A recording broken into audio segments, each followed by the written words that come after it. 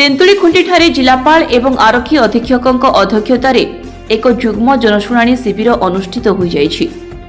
Tentulikhunti block ସମ୍ମିଳନୀ ଗୃହରେ ଜିଲ୍ଲାପାଳ ଡକ୍ଟର ଶୁଭଙ୍କର ମହାପାତ୍ର ଏବଂ ଆରକ୍ଷୀ ଅଧୀକ୍ଷକ ମୋଟକର ସନ୍ଦୀପ ସମ୍ପଦଙ୍କ ଯୁଗ୍ମ ଅଧ୍ୟକ୍ଷତାରେ ଏକ ଜନଶୁଣାଣି ଶିବିର ଅନୁଷ୍ଠିତ ହୋଇଯାଇଛି।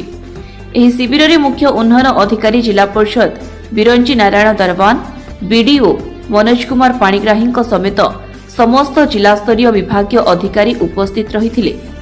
ଏହି ଜନଶୁଣାଣି ଶିବିରରେ ମୋଟ 31 ଜଣ ଆବେଦନକାରୀ ନିଜର ଅଭିଯୋଗ ପତ୍ର ଦାଖଲ କରିଥିଲେ। ସେଥିମଧ୍ୟରୁ 24ଟି ବ୍ୟକ୍ତିଗତ ସମସ୍ୟା ଅଭିଯୋଗ ଓ 7ଟି ଗ୍ରାମ୍ୟ ତଥା ସାମୂହିକ ସମସ୍ୟା ସମ୍ମିଳିତ ଥିଲା।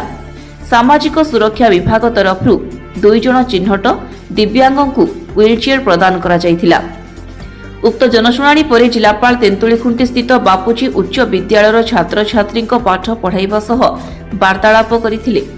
ଏହାପରେ ଗୋଷ୍ଠୀ ସ୍ୱାସ୍ଥ୍ୟ କେନ୍ଦ୍ରକୁ ପରିଦର୍ଶନ କରି ରୋଗୀମାନଙ୍କୁ ସମସ୍ତ ସୁବିଧା ଅସୁବିଧା, ସେବା ଔଷଧ ଉପରେ ସବିଶେଷ ତଥ୍ୟ ପଚାରି ବୁଝିଥିଲେ।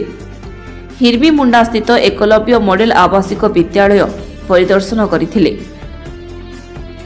ନବରଙ୍ଗପୁର ଜିଲ୍ଲା ତେନ୍ତୁଳିଖୁଣ୍ଟି ବ୍ୟୁରୋ ହେଡ୍ କୃପାନିଧି ରାଉତଙ୍କ ରିପୋର୍ଟ, ଦ କଳିଙ୍ଗ ଏକ୍ସପ୍ରେସ୍।